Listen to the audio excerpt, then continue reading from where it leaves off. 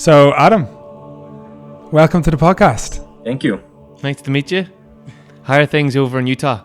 It's snowing because why not?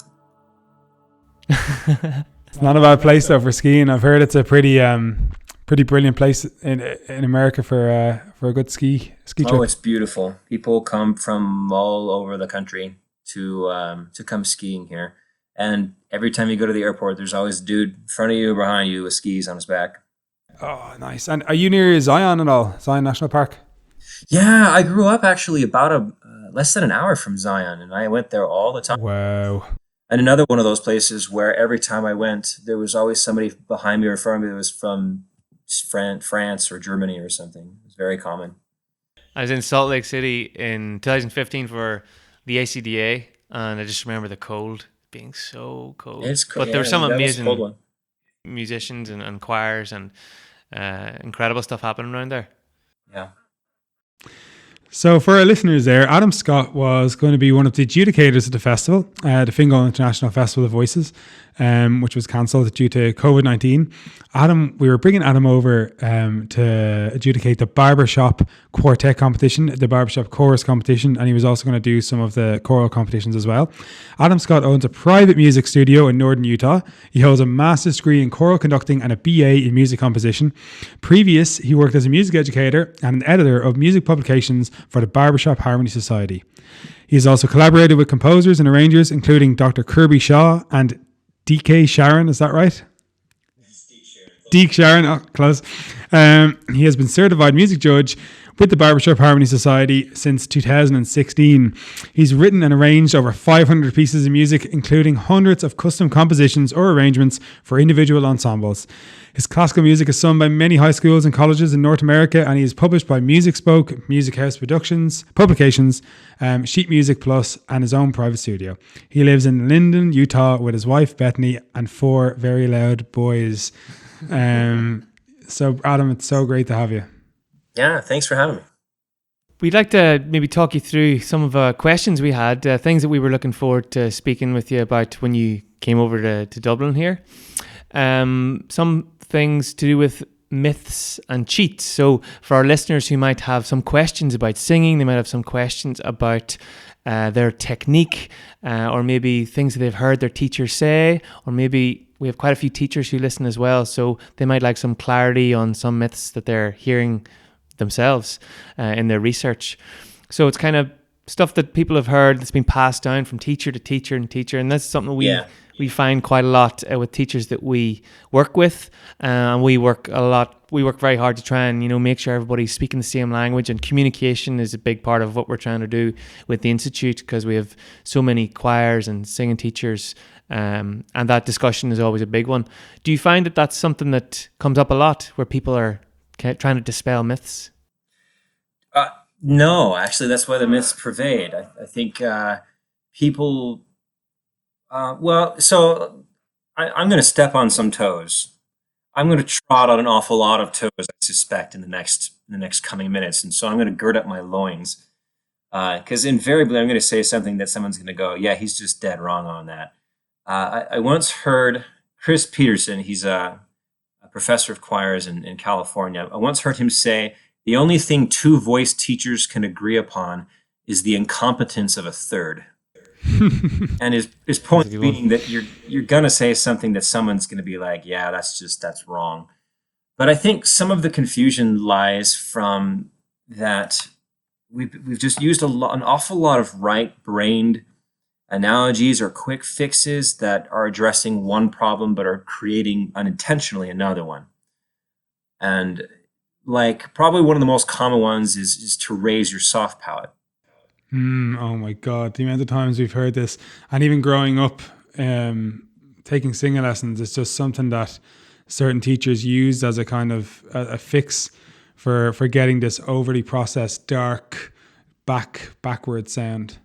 Yeah, I mean, it does. Everything that you do has an effect, right? So when one says raise your soft palate, well, put your thumb under the squishy part of your chin right here, right? And then yawn. What happens? It gets nice and hard. It tenses up, right? It tenses up off quite a bit. The tongue flexes, the tongue engages. And so that's what also happens when this choral director would say, sing through the feeling of a yawn. And the soft palate does raise, but as a result, the tongue flexes as well. So you're solving one thing, but you're creating another. Choral directors would say, raise your soft palate, because an untrained singer, when singing high, would go, ah, right? And the larynx would follow up. Ah, and it would get kind of that thin sound. So when they would say, oh, we'll raise your soft palate, ah, oh, good, we get rid of that kind of thin, stretched, whiny sound. They would just I think, habitually saying, raise your soft palate to avoid that youthful kind of strident sound. But unintentionally, they're creating the tongue tension from the back part of that. So it would rob Peter to pay Paul. And so some things like that, well, what you're really asking for is you want the larynx not to rise with the pitch level. Exactly. And the reason we want that is because as the larynx rises, the space above the larynx gets smaller. And as the larynx drops in a relaxed way, it opens up. So generally you get more space then to play with resonation wise. But if we force it down, because oftentimes if we force this yang feeling, we're actually pulling the muscles down. We're using the muscles, that are attached to our larynx to pull the larynx down and hold them there. And that holding is just more tension then, which is going to impact our ability to sing freely. Yeah. So ultimately, what the choral director is wanting is he wants to get rid of the thin sound. But using a one size fixes most. You may help one singer, but you may negatively impact another. And so really what the choral director wants is for them to not have the larynx rise with the pitch. Yeah. What you really want is like a Goldilocks, right? Not too high and not too low. If you have you can sing 3 pitches with a high larynx with a low larynx. I want a darker sound. Well, darker as compared to what? So when you say, I want it darker or I want it lighter or what have you, sometimes those are vague. And you're asking some singers to give up the best parts of their voice to affect what you want in the moment. And it doesn't fix what you think it does. But isn't one of the big questions, one of the big issues is where the director is trying to achieve something that maybe is not exactly what they're looking for. So they're maybe thinking they're putting a label on the goal that in their head, and they're saying, oh, I want to achieve A, so I'm going to do this. But actually what they're trying to do is B, so they need to do the other thing. So sometimes they're misguided a little bit, but that can be also through not really knowing the voices that they're working with. So, I mean, for a lot of directors, it's going to be a question of they just don't know how to get what they are trying to get. Yeah, I put it that they don't know what they don't know. And that's a hard place to be in, because you're not sure what your next step is. Well, many of our choral directors, they studied 1 semester of vocal pedagogy. In fact, my master's in conducting program, there wasn't a pedagogy course required at all. There wasn't even an elective course I could take. Wow. And so I think choral directors are learning repertoire, which of course they should, and they're learning rehearsal management, rehearsal technique, and how to stay afloat and how to keep your choir and how to do festivals and stuff. But we're not really learning solid vocal techniques in some ways, and that's gonna ruffle some feathers. But the ones who know the voice much better are your vocal performance majors, because they extensive vocal pedagogy training and a lot of one-on-one training where it's not required. But then we could go down a whole other avenue there with vocal performance majors, yeah, but there's of course different types of vocal performance majors. You've got your operatic majors, you've got your music theatre majors, and then even within the vocal world, there's this idea of switch hitting. Not very many singers can do it. They can sing, music theatre and then jump and sing jazz, and then jump and sing classical. So there are different processes that happen to allow the voice to do those things. And oftentimes, if we're trained in one, we then try and put everything through the filter that we understand to get the sound we want. Yeah, that's well said. I mean, an operatic approach is just going to be it's going to be it's a different animal than a musical theater approach, and you can do both of those things. It's not to say that if you're operatically trained, then you can't sing jazz anymore. That's just not the case.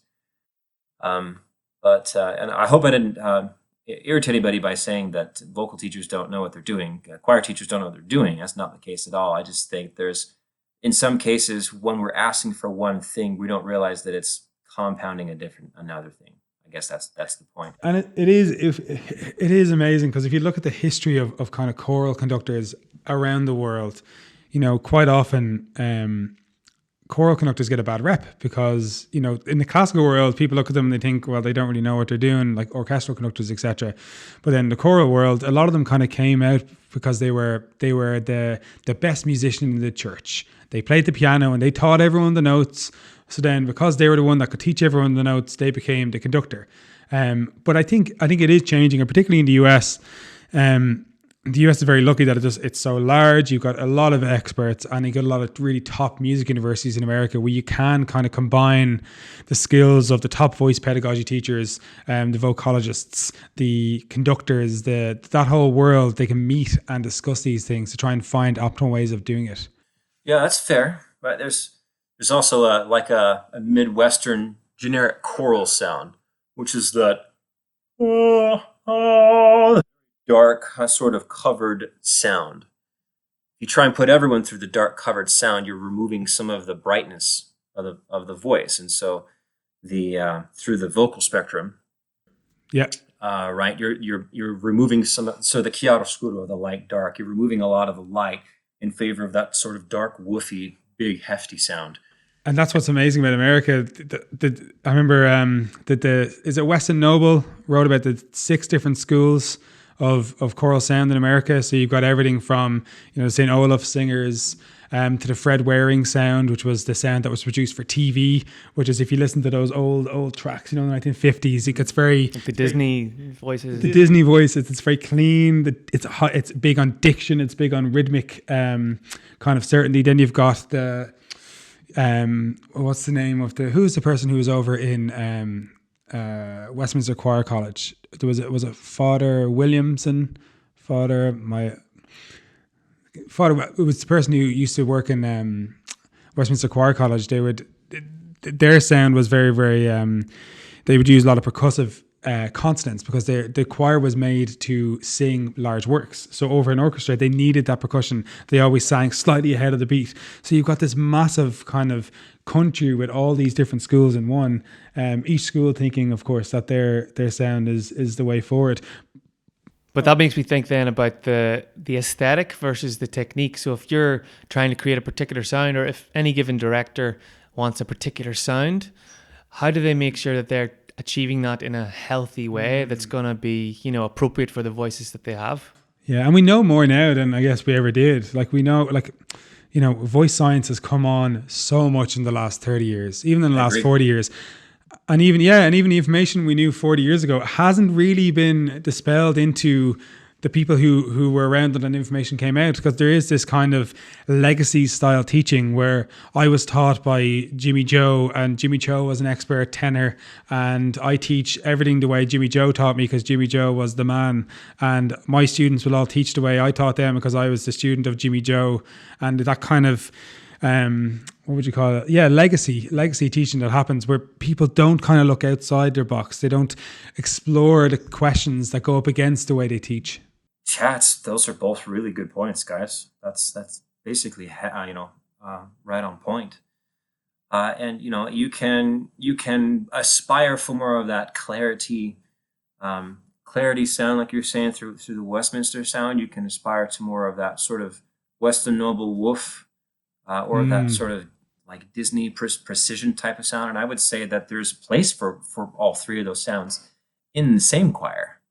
So if if you're singing a rhythm piece, if you were singing Zungali, if you were singing something that needed that percussiveness, then you're going to lean on more of the side of the chiaro than the scuro, because the scuro is just going to bog you down and make the diction muddy, and vice versa. I mean, if you're doing a large work, then that sort of Disney, bite just may feel inauthentic. So you may gravitate more toward the scuro side of the fence. And at the end of the day, what we want as directors is to find the way that we can make our singers sing in the most healthy way possible for their voice. So how do we find the easiest, freest, resonating, healthiest way for them to produce the sound that we want for the given song? Because of course we don't want the same sound for every single piece of music. We want to be able to change around. Like you live very much in the barbershop world quite often, and one of the most, I was very lucky when I was in LA. I joined Westminster Chorus for a year, and that was really eye opening because the barbershop sound is a different sound. Of course, they use a different tuning system, Pythagorean tuning system, which affects then how you do certain things, but also just the actual sound they produce. You can't really do the operatic sound in barbershop. It doesn't work. It needs to be a more forward, bright, yes, balanced sound, but it is a very speaky sound. I would say more close to music theater. I think that's a mostly a fair representation. I think barbershop is more. I think if you if you rewind back to the 90s of groups like Acoustics, it was very much a big woofy sound. Then moving more toward the vocal spectrum side of things, where it's very bright, it's very brassy. But even phrases like forward or dark, using these phrases in an ensemble in a rehearsal, dark is compared to what? So your version of dark might be different than my version of dark. And how, if you would say a little darker sound, guys, and then start gesture again, well, dark to me might be something different than dark to the guy even right next to me. And so we're both going to affect our voices differently to that. And in some ways, like saying things like, hey, let's go for a more blend. Blend is just a way to homogenize the color palette in the choir, and everyone, in the sake of blend, sacrifices the top part or the best parts of their voice to try and make themselves sound like the singer next to them. So I think it's little stuff like that we don't realize that we're doing, even like bright, dark, forward. What does forward mean? And you might say forward to me, and I might affect my voice differently than you to get what I think forward means. So just some of the precision stuff. So my older brother Steve is really quite good at this in the vocal production side of things, and I saw him teach a vocal technique class, and he's using a lot of left brain structural and anatomy stuff, and I was like, he's going to lose this poor audience that he's with. And they actually hung with him. They were with him the whole time, and they're asking clarifying questions. And I was like, oh, you know what? Maybe we have been in some way talking down to our singers, like maybe they wouldn't understand some of the anatomy that we use. In some ways, maybe that's a disservice. Our singers are probably a lot smarter than we give them credit for. Yeah, I think there's a difference here between the language and the communication involved. So I think a lot of directors, a lot of teachers might maybe sometimes confuse the two. Language, getting the words right, what words am I using, versus communicating, how am I going to get these words across? Yeah, so when I'm in my rehearsal technique, I'm trying my best to use left brain for the what and the why, and the right brain for some of the how or the execution or the delivery method. So it's not that I'm tossing out all imagery things. I'm trying to marry the two. But when I'm trying to teach technique, I try to use analogies to use technique. Does that make sense? Did that answer? Absolutely. And from a motor learning theory perspective, when it comes to teaching anything to do with that, definitely it's been well documented and well proven that focusing on the effect has greater outcomes and greater levels of learning than focusing on the action as per se. So, for example, if you want to teach someone how to hit a ball with a tennis racket, the ball comes to them. You don't say, okay, now when the ball comes to you, you're going to, at your elbow there, you're going to bring your arm down, and then you're going to use your shoulder to bring the arm back. And then when the ball comes towards you, you're going to pull those muscles that are around here. You're going to use your pectoral muscles and all these, and you're going to, you're going to fire the ball. Because if you do that, then there's so much thinking goes on. It increases tension in the body. So the effect part of it is focusing on, say, this is where the imagery works, focusing on the breath moving in a certain direction, or focusing the breath, sing to instead of saying you want to get people to sing louder, instead of saying increase your volume, you could say sing to someone who's further away. And those kind of techniques can have a really, really positive impact on that. Mm-hmm. We can see you nodding, but our listeners can't see. our listeners can't see you nodding on the podcast.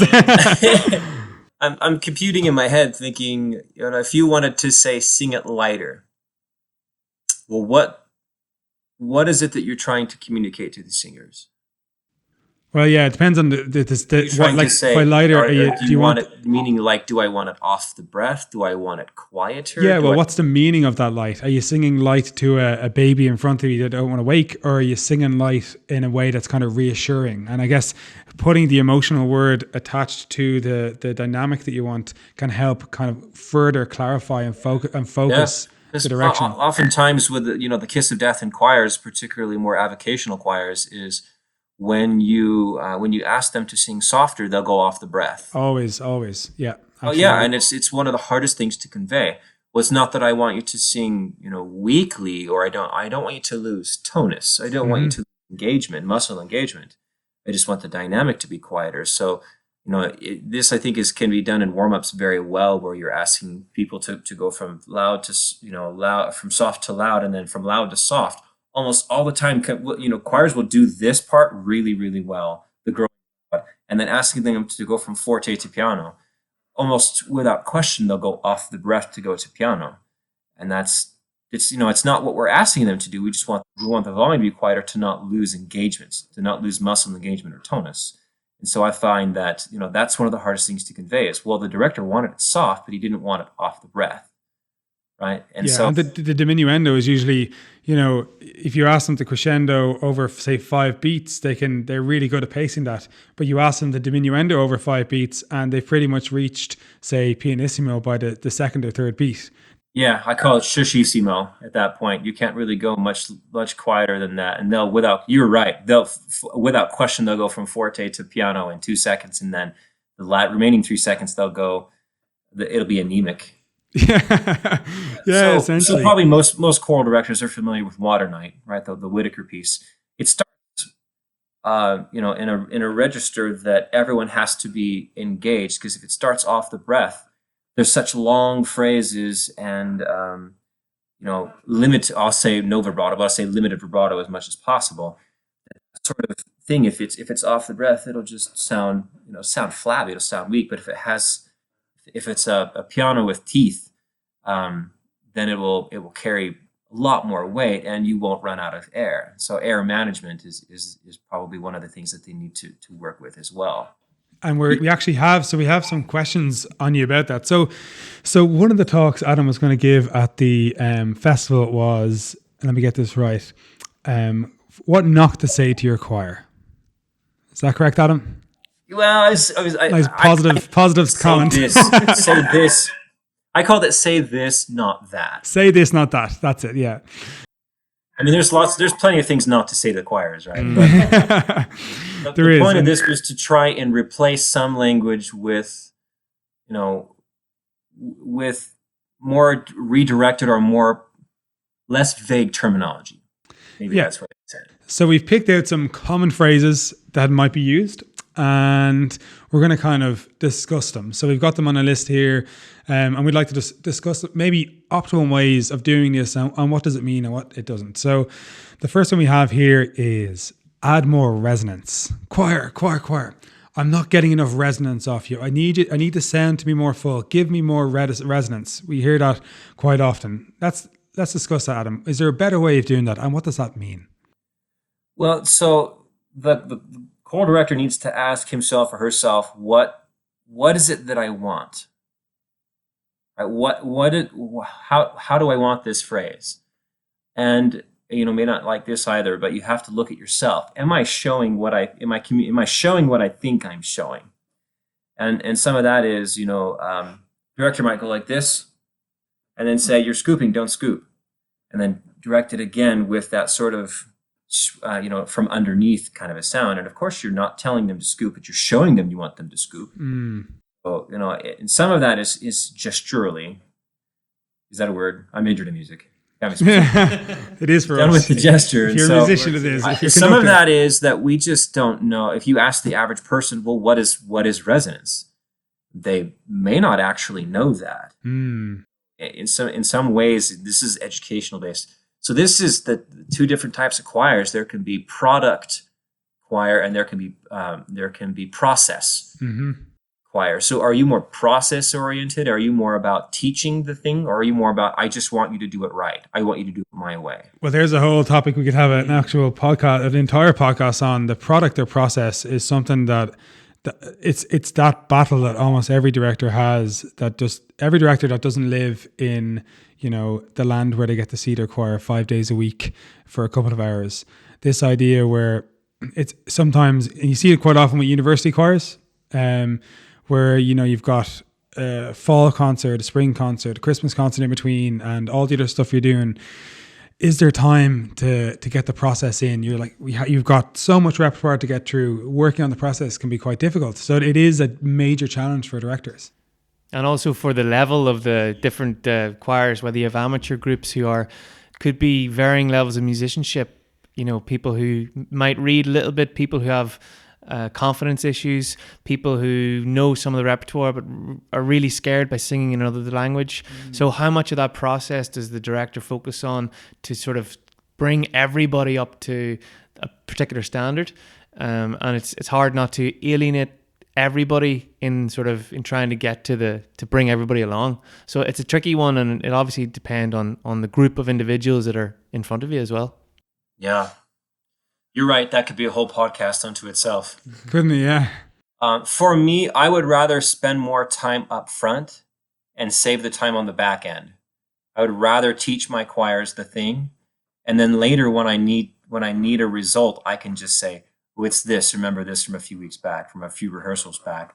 For me, I'm much more process than product. Rather my choir have a good time than be leading through fear or leading through do it right or else. That's just not. The product environment often sucks a lot of the fun out of the rehearsal for me personally. So I've got probably a lot more to say about that than probably is warranted at the moment. But for me, resonance is, so resonance technically is the volume of frequency, which is increased by another vibration, right? So by pitch. So each pitch and each vowel has its own sweet spot, so to speak, for the choir members.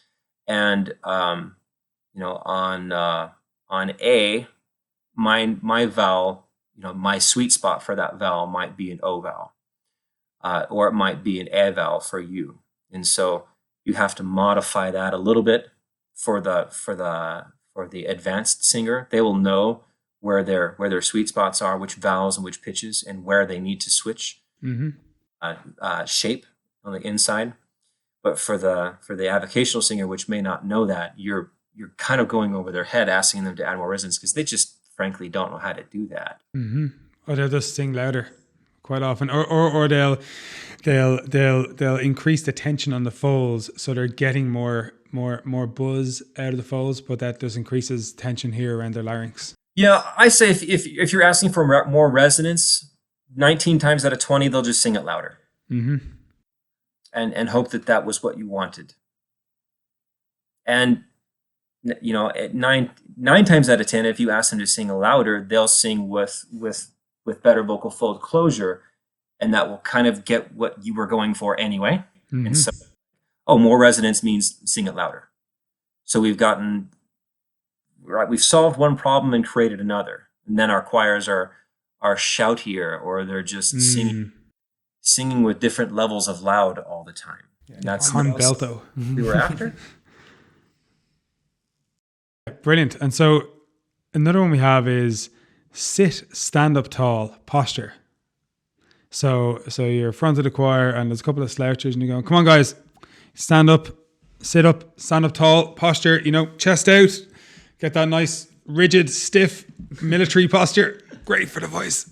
You can hear it now. It's really Well, quite. I mean, you did it right there. And usually when I'm teaching this I call it alignment, not posture, because alignment goes to the 4 points of alignment, right? Which is the hips over shoulders, and shoulders top. So for me, I would rather say 4 points of alignment. My choirs know what that means now. But when choirs are when you just mindlessly shout out posture, everyone will stand as absolutely tall as you can, and that's not a comfortable. That's really not a good singer's alignment. It will solve some problems, but it will cause more, and it feels more militaristic. It feels more punitive than not. So usually, what I'll say is, pick up your feet and put them back down. Or for a younger choir, I say everyone hop up and down twice, flump, flump, and that basically just resets everybody. And so that's a faster way to get what I want. And if I've got somebody who's perpetually slouchy, and I do this I used to do this in my private voice a lot, I would have you sing on one leg, sing while standing on one leg, because you can't slouch on one leg. What you're really after is tonus, right? And if you lack muscle engagement while you sing, you're going to not have full vocal fold closure, and that's really the reason why we're so caught up on alignment or posture, whatever word you're using for it. But you're going after it perhaps in a way that I would redirect around. So just for the listeners out there, can you describe what tonus is? Sure. So there's 3 different types of singing. You can sing off the breath, right? That sort of disengaged thing, like your muscle hanging off your skeleton. You can sing with muscles clenched, like if you were going to lift a heavy object, then your muscles would clench up. Valsalva maneuver. Tonus is muscles engaged, and the reason that you would see classical choirs with with their how do I communicate hands this? clasped, hands. Do you know what I mean? Like singers, when they hold their hands close to them, they hold their hands together and they kind of hold them into their sternum. That kind of that is that what you mean? Yeah, right, and they're pulling on themselves. In choirs, sometimes to get I kill 2 birds with one stone doing this. I'll have my singers stand, with the hand so that they could put the hand on the shoulder of the person next to them, and really no closer than that. So that if I want them to achieve tonus, I'll have them put their hands together. Everyone has hands up to their left and right, pushing slightly on the person next to them, because what does that do to your core? It engages the core. It makes everybody achieve tonus at the same time, and and you've killed 2 birds with one stone. You get everyone to sing on the breath, or muscles engaged, not muscles tensed, and not muscles just limp, right? So tonus, TONUS, your tuition word for the day. Brilliant. And that brings us into a big one. Take a deep breath. Take a deep breath. When directors say, take a deep breath, that can lead to all different types of mechanisms, all different types of processes happening in the singer's bodies.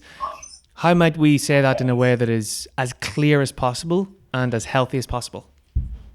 Yeah, take a deep breath is going to induce some tension. And singers are more likely to overbreathe and overinflate than under. And so usually what I will replace that with is breathe to the phrase. I have seen so many conductors, even really good ones, that do this weird breathing exercise where they breathe in for 4 counts and they exhale for 10 counts. And they breathe in for 4 counts and they exhale for 16 counts. And it's just such a waste of time, frankly. There's just no real reason to do that.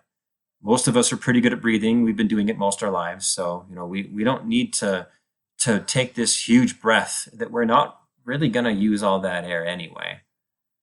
I mean, you can breathe in for 1 second and sing "Night with the eyes of a horse that trembles in the night," that really long phrase, in one breath without really much difficulty. So unless there's a pulmonary issue, there's really not much reason to talk about breathing in choir. I would love to question that a little bit, Adam. Okay. So I 100% agree with you with the Valsalva maneuver, with the big breath, because when we take in a big breath, the function of our larynx, believe it or not, its primary function is not to sing. Its primary function is to stop food and other stuff going into our lungs and killing us. So it has another function as well. It's essentially a sphincter muscle, like the other sphincter muscles in our body, which we all know about. And its other function is to close up the air, to stop, basically make our body rigid to allow us to lift stuff. So that's a really, really important function of the larynx, and that function is more important than singing when it comes to our body and evolution. So, so when we take a big breath, that feeling when you hear that closing, that's called the Valsalva maneuver. And when we take big breaths, it induces an enormous amount of tension. So it can lead then, obviously, to, if we've taken a big breath, we've got all this tension around our larynx. Of course, it's going to inhibit our singing. But when it comes to this, an exercise you mentioned there, and I agree with you to a point, all these massive exercises about, breath, singers building up their lung capacity so they can sing longer phrases. I think the point of the exercise shouldn't necessarily be to build up breath and increase your lung capacity. It should be about control. So the idea is, so what is, and we're going to get onto this a little bit later, like what is support? This word that is just thrown around all the time. Sing with support, sing with your diaphragm, etc., which we'll go into later. But the idea of the exercise, one exercise you said there where they inhale for 3 seconds, they go out for 5, they inhale for 5, they go out for 7. I think if your focus is to increase lung capacity, then I 100% agree with you, Adam, that should not be the focus of that exercise. However, if the focus is to get greater coordination when it comes to breath management, then that's a really, really good exercise. Because So that's the 2 words that I steal from there is breath management. Most singers are if one overinflates, so let's go down that route. If one overinflates, one of 2 things will happen. Either they'll have a little bit of they won't have full vocal fold closure, so they'll breathe in and go, "High country," and then they'll just have a leak, so to speak, in there, or they'll overinflate and they'll have some subglottal pressure and tension, like and they'll have just a lot of pressure, unneeded pressure on the bottom of that. So so the breath management is the word I would use rather than breath support, and so I've just stopped saying support entirely. Support what? That means, what is that? Yeah, and visually for the singer, what does support mean? So, like, when you think of supports, I would think of, say, the Pantheon, big pillars supporting up a building. Yeah. But and they're not loose. They're not things that are adaptable. They're things that are rigid. And when it comes to singing, we want to be adaptable. We want to be able to be free and be loose to an extent. Obviously, there has to be some tension.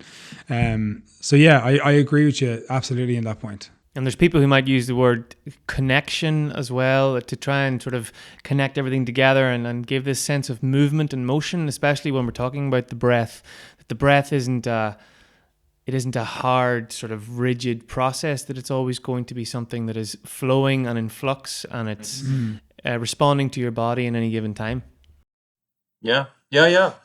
And so if I've got a singer who's mismanaging breath, it's usually event based. It's usually right at the breath. They're either overinflating or they've got they don't have full vocal fold closure and they've got that leaky tire syndrome. That's a result of usually of overinflation. And so either that or there's something amiss with the singer's alignment if there's a vocal issue. And again, unless there's a pulmonary issue with the student, then there's really not a ton of reason to spend time on that. And so if I've got somebody who's mismanaging their breath or bursting in their breath, I'll have them put, hold out 2 hands like a field goal, right? And I'll say, this is your air and this is your phrase, and sing to your phrase. So it'll be, "My country 'tis of thee," and while they're singing through to, directing the one hand towards the other, the end of the phrase. So that's it's giving them a kinesthetic motion of, well, this is your air, and this is you evenly pushing your air through the life of your phrase. And so if they're "my country," and if it's pulsy, then you can say, "Oh yeah, we're trying to even out airflow through that." And so if that's Whitaker or Palestrina or The Impossible Dream, no matter, the song is irrelevant for that. some stuff is going to be universally applied. Breath management is something that an opera singer or a musical theater person will connect to because it's the same. So To translate those hand gestures into podcast land, Adam had his he had his left hand up. So put your left hand out, your palm up, and the right hand up as well, and with a finger pointing towards the left hand and gradually moving towards it, like a slow motion dart towards a dartboard. Yeah. So that was a better way to say that. That's good. Yeah, slow motion dart. Slow motion dart. It's this I'm gonna steal that kind of motion, and some people use this idea of a paintbrush, against a huge canvas moving across and trying to create the same color. So it's not getting too dark or too light that you're trying to move. And then other people use this kind of sort of an upward curve that then comes down at the end of a phrase. So there's loads of different metaphors and sort of visualizations of it. But you're saying you find that kind of dart towards the dartboard. That's the one you use? Yeah. So I think with any concept, if you can teach it in a visual and an oral and a kinesthetic way, then you've got you're catching all different types of letters along the way. And so breathe to the phrase, or showing it gesturally, or having you do it. Then you've conquered visual, oral, and kinesthetic for breath management. If you can find something that works for all three of those types of learners for any given topic that you're trying to teach, and you can do that with pitch, you can do that with really just about anything. Well, how about this word, the diaphragm? What do we do about the diaphragm? Well, nothing. To be honest with you, if you said sing to the diaphragm, I'll bet you 7 out of 10 people don't even know where that is. Mm-hmm. So it's just, or I've heard it like sing, breathe to your big toes, or breathe so that it fills up the smaller back. And then some people are like, oh yeah, okay, I really get that. But you're going to have some people who overinflate, to try and be the type A. Yes, I'm going to do that. This is the best breath that ever was taken by man, right? And Adam, when you say overinflate, you mean simply breathing in too much? Is that what you mean? Yeah, if you take in too much air, it's got to go someplace. And usually it comes off as too much subglottal pressure underneath. And to translate subglottal pressure, just for our listeners, are a mixture of people who have done their 3 years of voice pedagogy, and also people who sing for the crack, as we say over here in Ireland, just for a bit of fun. So your glottis is the hole in between your larynx. So your larynx has two sides, which come together, and the glottis is the hole. So subglottis is beneath the glottis, and then pressure just basically means if your larynx is closed, you've got pressure coming up, pushing against the larynx from the bottom, creating subglottic pressure. And so that, I think you could teach that concept basically how you just did to any skill leveled singer. You can teach that, and it's not super scary. Well, the glottis is the thing here. Swallow, right? Swallow, and everyone swallow. Yep, that's the thing that keeps it from going in your lungs and keeps you from coughing, right? And who hasn't misfired there, taking a drink of water and had it, and you cough immediately, right? So subglottal pressure underneath that, I'll just put my hand right below my larynx, below my Adam's apple. Adam's apple. Hey, this guy. So, I'll just put my hand there and I'll overinflate, and you can show it very easily. And it has just a hard start, a hard press start. I'm trying to avoid that. So there's 3 different types of onset, right? There's an equal onset, like a clutch in a car. There's an off the breath, and there's a forced onset, right? And you're trying to go for the Goldilocks again. That's usually the right in the middle is typically the option that you're after, and just overinflating is just too much. Underinflating, the same thing, but usually it just needs a Goldilocks breath. Right. And I say breathe to the phrase. And that gets singers thinking comfortably. It doesn't get anyone thinking that they've got to really. I've heard the phrase tank up. Tank up, fill up the tank. Fill up, boys. We're on a long journey.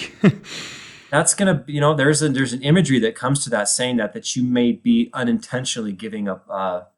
Here we go, clench, boys. We got a phrase to make, and it's usually just breathe to the phrase. And show it in gesture in the uptick or anacrusis that where how much we need. You can show it. It's without going.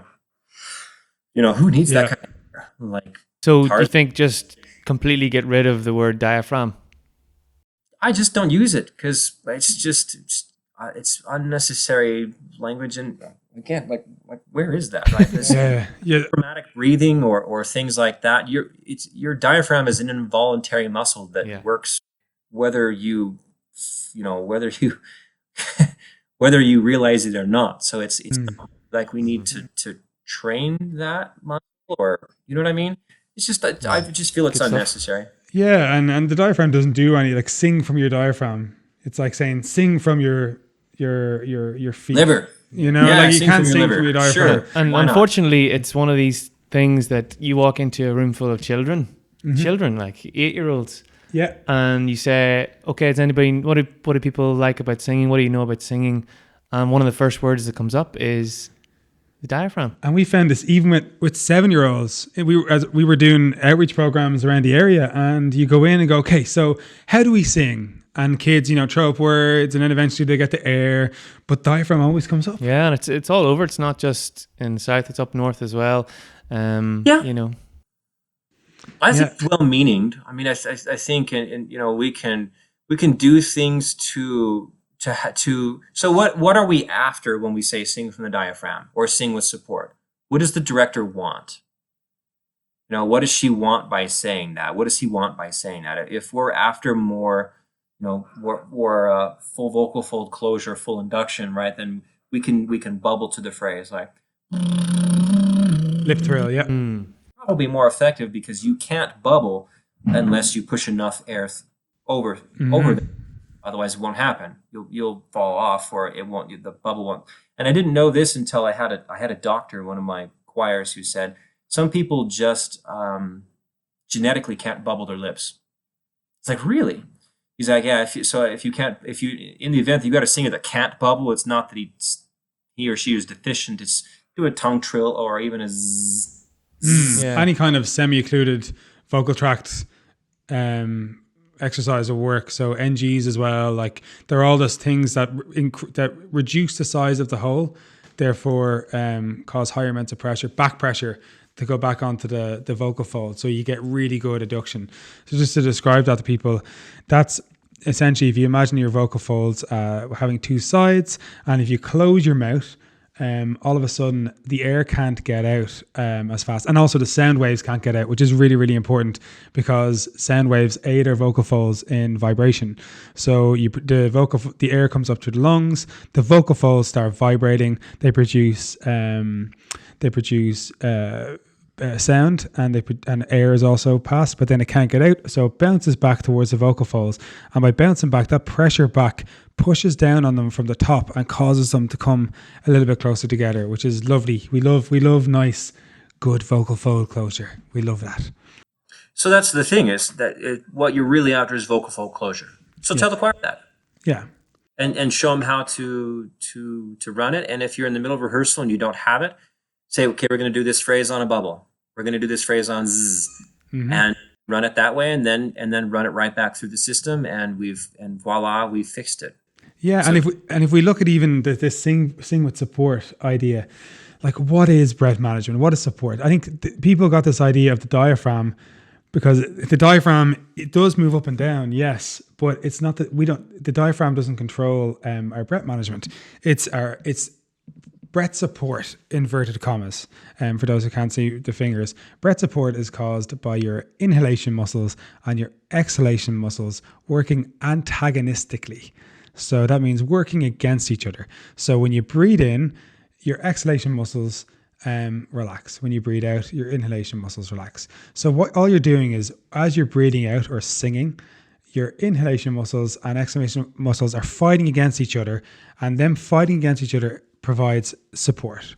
So that's essentially what it means to sing with support. And is that kind of what you were saying, Adam, with your clutch idea? Just that kind of middle spot, yeah, sweet spot. So the voice and the air start at the same time, right? And if you have the air start first, it's how great thou art, rather than How great. If you're leading with the air first, if there's a little air first before that, right, then you might have how rather than how if they start at the same time, or if there's pressure to start.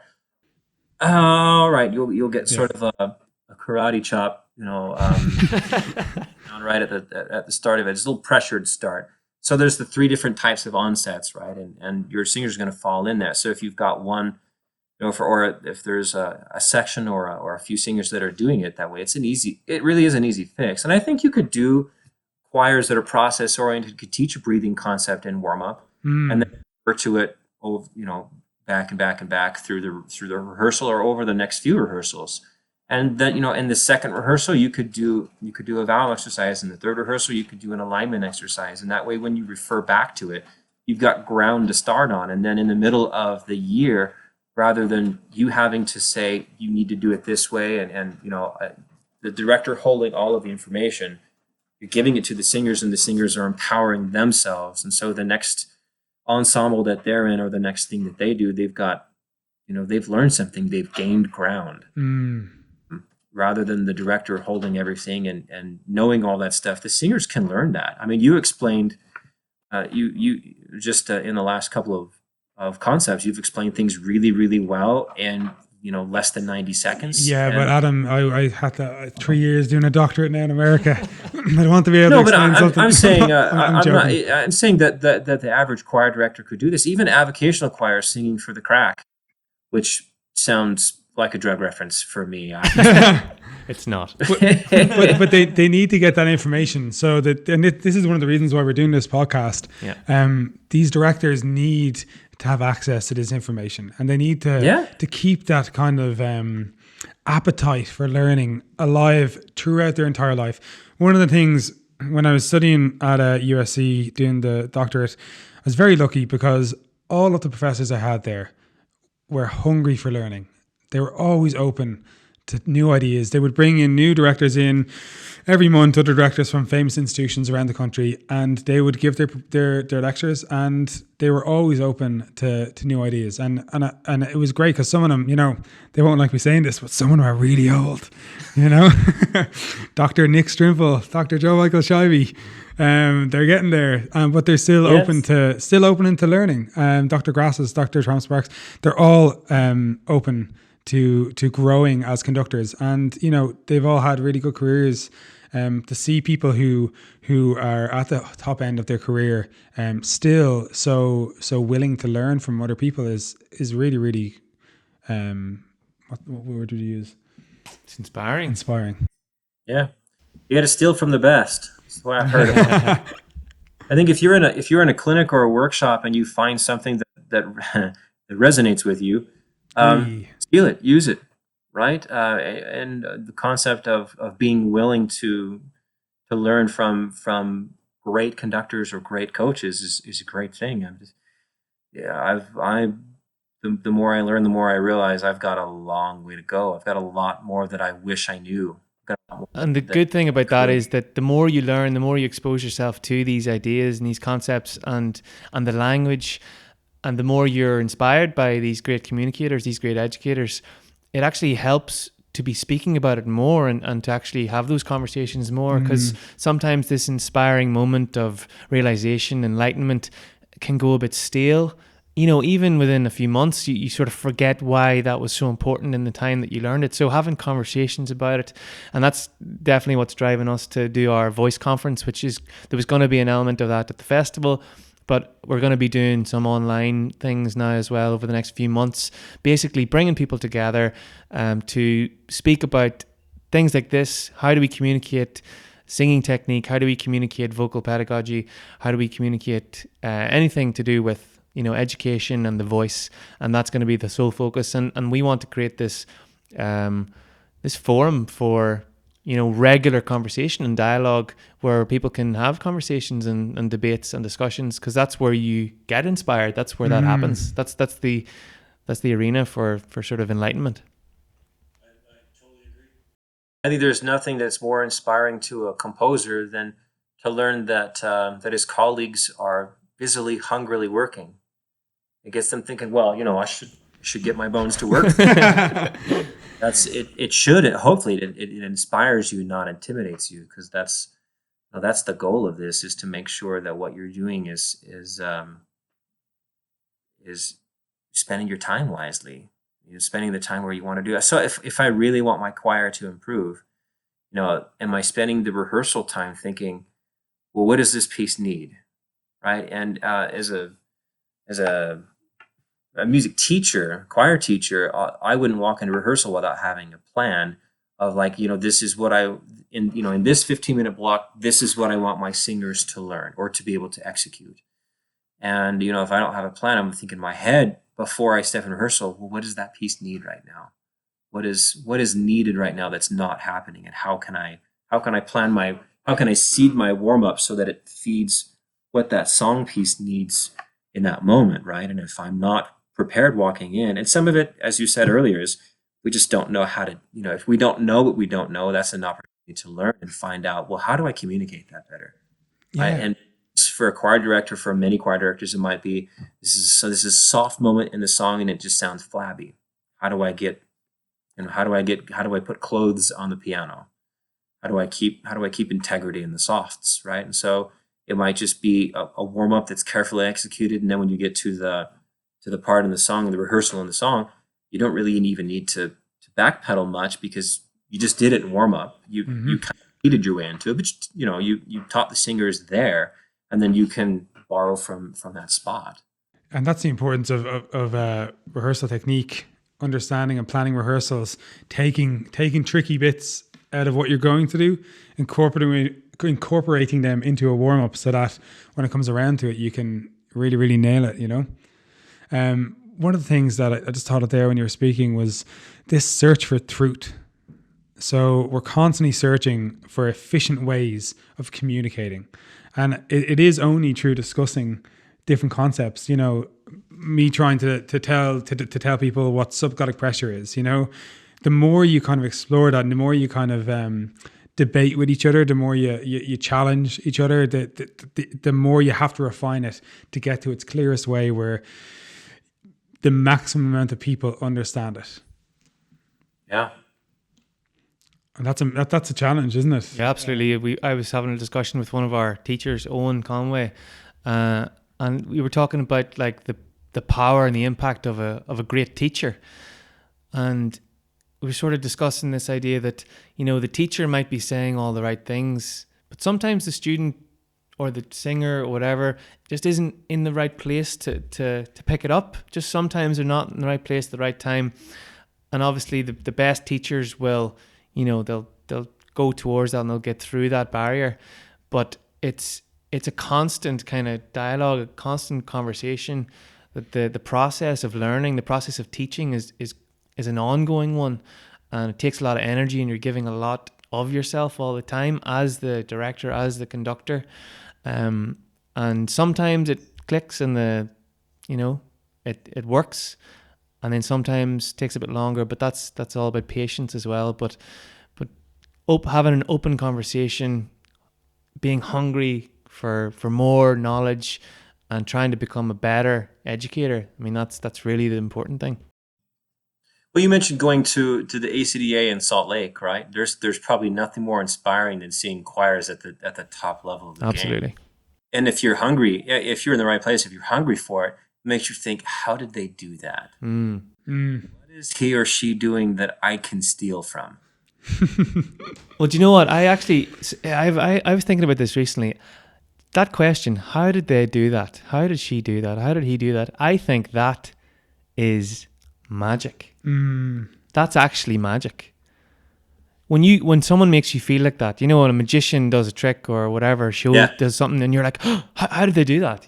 That momentary, or sometimes it lasts a lifetime, where you're just like, I just do not understand how that happened. Now, sometimes you will learn the secret behind it, and you will learn the magic of it, and then you become someone who's in on it. But that effect, that question, how did they do that? I think that's magic. And we know that musicians can do this as well. It's tied to an emotional response. Oh, big it's time. the emotional response, how they did it, and that tied to the emotional response makes it deeper. It makes it, you can't forget it. Then you have to figure, the appetite then is increased, and you have to figure out how it's done. Yeah. Yeah, I really do think that's magical. Yeah. Well, I mean, that's hard to stay hungry when you've been doing the same thing for ages and ages. And I think festivals and those environments where you get to see lots of different environments and different choirs, different types. The national or the well, it's probably more international ACDA conventions that they host, where you can see a choir from South Korea sing a Latin piece. You know, there was a Suwon Civic Chorale that I saw, and was that ACDA? Was that an ACDA? I was in Dallas. Oh, Dallas. I think I saw that another South Korean choir at one of the recent ones. And they were phenomenal. They have civic choirs the way we have symphonic orchestras, where your job, you're paid to sing in the choir, right? And it's a great position of honor, and it's very hard to get in, and you make a great salary doing it. And they put on 100 plus concerts a year, and they travel, they tour, they do all these things. And this is every town, by the way, just to let people know, in South Korea, this is every city essentially has a fully professional choir of about 100 people in it. It's fascinating. And he gave me their CD, and I was very grateful, and we had a great, pleasant conversation over breakfast. And I listened to this CD. I was like, it's perfect. It's whoa, it's a big word. I really couldn't. That's a big one. Don't use the word lightly, but I think in my head, I couldn't find anything wrong with the Latin. I couldn't find anything wrong with the production, and it was just captivating. So good, and it got me hungry. Kept me hungry. Kept me putting one foot in front of the other. That's an enormous compliment, Adam, to give any group. So I think the best compliment you can pay a conductor is to say, I knew exactly what you wanted. Yeah.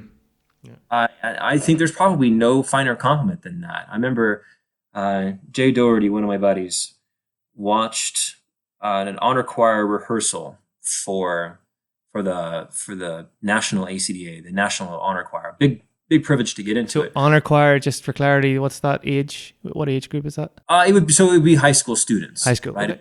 Okay. Age, like an all-state choir, but an all country choir, basically. Okay. And it was auditioned, and it was in the director from Florida State, Andre Thomas, was the conductor.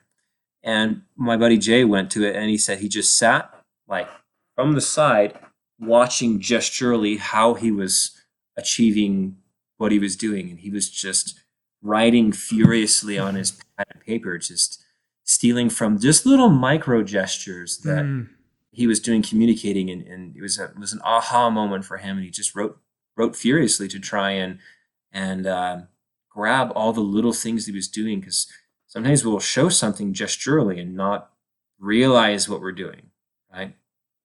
Over conducting, over gesture, or we've got heads, we've got shoulders, knees and toes, all again. That's another podcast, I think. That is a whole other podcast. Yeah, that's kind of hard to do without the visual element, but it's staying hungry, I guess. Well, on that point, we'd love to thank you, Adam, so much for taking the time to speak with us both. It's been illuminating.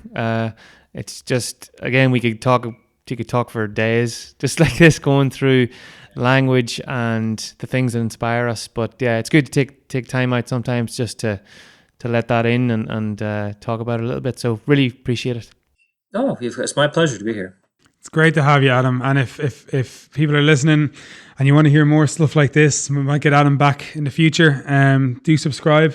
And if you have any comments, let us know. Send your comments to info@IrishInstituteofmusic.com.